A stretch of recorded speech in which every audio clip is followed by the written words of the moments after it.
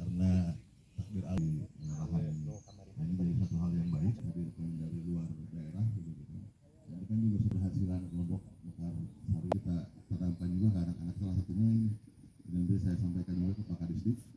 Ini ada buah naga, silakan misalnya dari yang bisa kita optimal, yang juga memberikan dampak ekonomi yang baik, silakan begitu sehingga ini menjadi salah satu cukup baik. Nah, kita sampaikan juga ke Pak. Mohon maaf saya tidak bisa lama-lama juga di sini sama Pak Kadis karena betul kita panjatkan karena Allah Subhanahu Wa Taala. Kasih ujung ya nanti.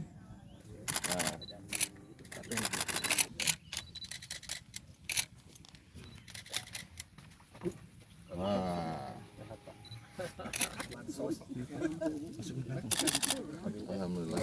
Oh itu udah matang ya? Udah. Bisa oke.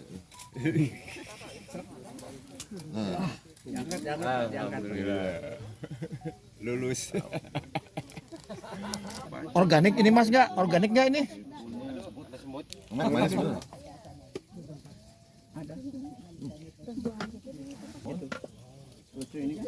Sekilo berapa Mas yang ini? Oh dari sininya, dari sini, dari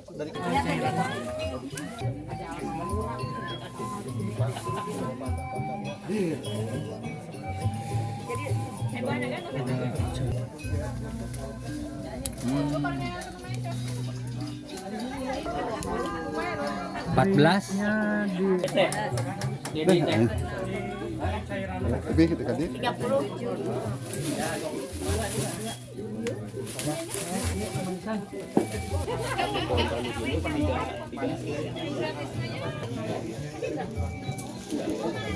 Ini matang banget.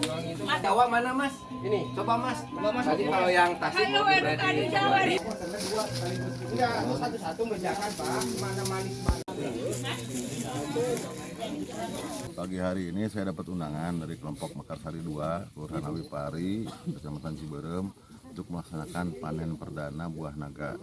Dan saya cukup surprise juga datang ke sini karena ini budidaya buah naga yang dilakukan di lahan yang dulu sawah, tapi karena terkendala dengan pengairan jadi tanah tidak produktif, dan ternyata sekarang ada muncul ide begitu untuk dikembangkan jadi budidaya buah naga. Dan sekarang kita melaksanakan panen, ini lahannya sekitar 2 hektar milik masyarakat, termasuk juga kolaborasi dengan pesantren Hidayatul Mustafid. Nah ini kan juga kolaborasi yang sangat baik karena memberdayakan ekonomi pesantren, juga memberdayakan kelompok tani, dan ternyata bahwa buah naga ini juga kebutuhan di Tasikmalaya ini masih cukup tinggi. Nah, sehingga mungkin ini bisa menjadi contoh baik bagi warga sekitar yang lahan-lahannya tidak produktif. Mudah-mudahan ini bisa terus diperluas, termasuk juga mungkin di tempat-tempat lain, bahwa ternyata kita jangan hanya berhenti pada pemikiran yang konvensional terkait dengan lahan pertanian yang kita miliki, begitu. Bagaimana kita optimalkan untuk bisa mendapatkan nilai ekonomis yang tinggi.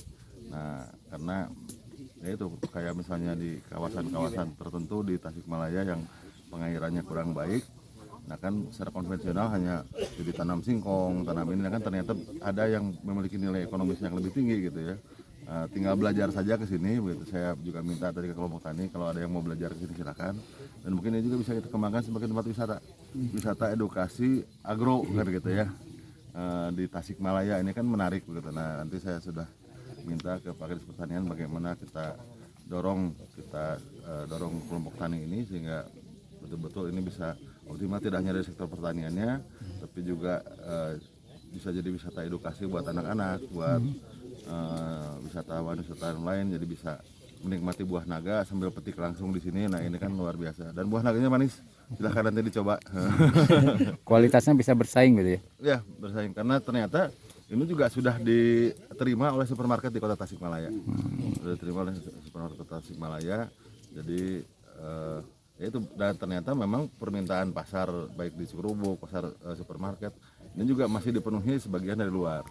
Nah ini kan mudah-mudahan kalau ini bisa terus berkembang, bisa dipenuhi langsung dari Tasikmalaya. Termasuk juga di sini bisa di Tumpang Sari, karena memang ada jarak yang harus dilakukan penanaman pohon buah naganya. Nah ini bisa dilakukan di sela-selanya ada tumpang sari. Nah itu kan tadi kayak ada cengek, itu juga kebutuhan yang juga tinggi di Tasikmalaya.